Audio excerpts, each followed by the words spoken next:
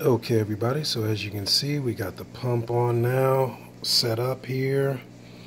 It's mounted where the WP-40 was, and it pretty much takes up a little bit smaller profile. It's not as round as the WP-40, so it seems to take up a little less space. As you can see, I got a clear shot of the main tank, so let's go over to the apex and power it up. I gotta change this where it says WP-40. I'll change that so that it says PP-15, whatever. Okay, let's go and power it on. All right, pow. Okay, it is working. Let me get some light over here.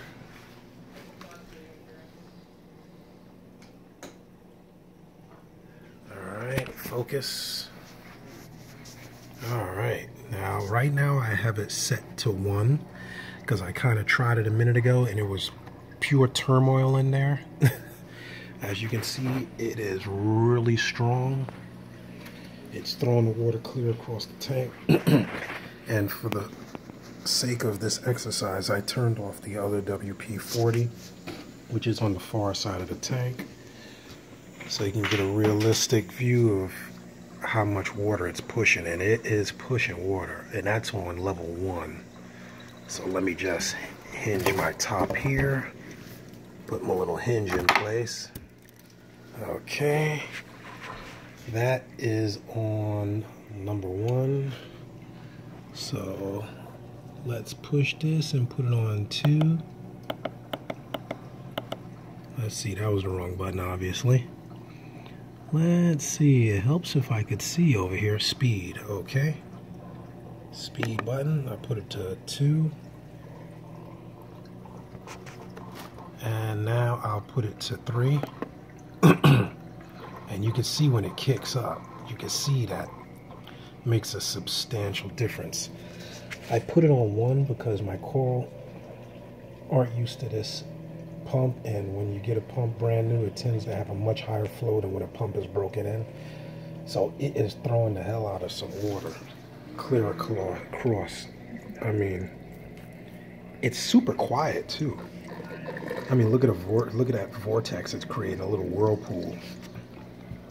And I lowered it down, but it's on, putting it on, what is it, on level 3? Putting it on level 3 kind of created a little vortex there.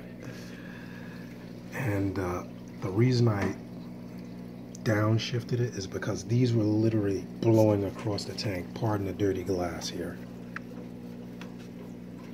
That's from earlier. I was screwing around with the pump and the water was flying all over the place. These were literally blown to bits. It threw all of this sand up at this hill. So I dialed it down. But I'm loving this pump, man. It is really strong. And the beautiful thing is, I don't like having both of these on at the same time. I have it where one cuts on and the other cuts off, and then they're both on for a short period of time, so it doesn't throw my sand around too much.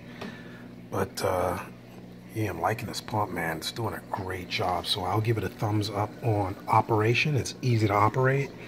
Okay, 2, it's quiet. 3, it's very strong. That's on 3. If I crank it up to 5. And that's the radiator cutting on because it's freezing cold here in Brooklyn. But putting it on, look at the ripples hitting the wall now. It's definitely not going to be set to 5. I mean, I'm pretty sure even I had it on 1 or 2. Because now my mushrooms are looking a little crazy. And this is what I was getting before. It was blowing so much sand around over here that it was really crazy. So I'll dial it down for the time being. I'll keep it dialed down until I get used to it, because I don't want these guys releasing themselves from the rock, which they look like on 5 they look like they're going to do.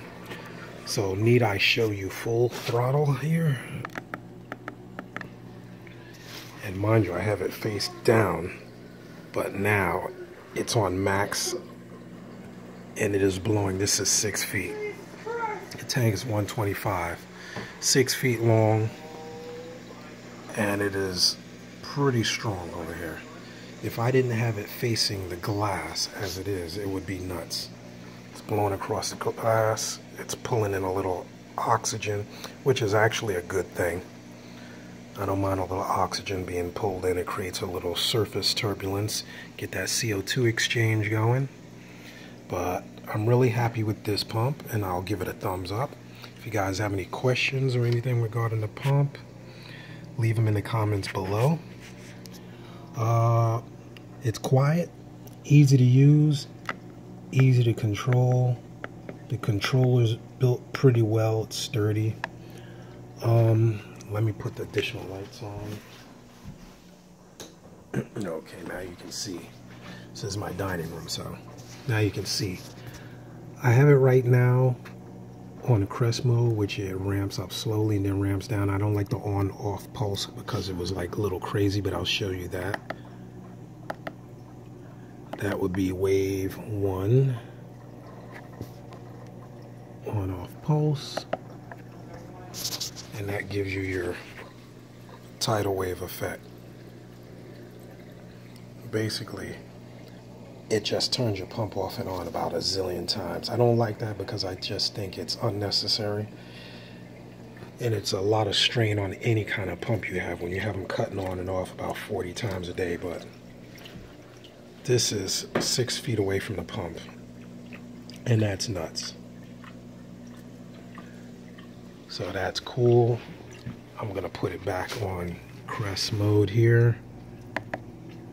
Okay, now it goes up, up, up, up, up, and down, down, down, just like the picture represents there. Up, up, up, up, up. So it's not really cutting it off. It's just ramping up and down. And even that, I see it pulling that water down. That's a great effect. That's the effect I want, because I want that surface water turning around. All right, so that is my final. And if you have any questions, leave your comments below once again. You got the moon mode, crescent mode, tidal mode, and you have a feed mode, which if you hold down that feed button, it cuts it off for about 10 minutes and then it cuts back on automatically. So it's a beautiful thing. I give this Jebao PP-15, I give it a thumbs up. All right, and I'm going to leave you with that. And until next time, this is D signing off, keeping my sanity, keeping my aquariums. Love, peace, and hair crease. Tank on, everybody. I definitely recommend this pump. And I'm out. See ya.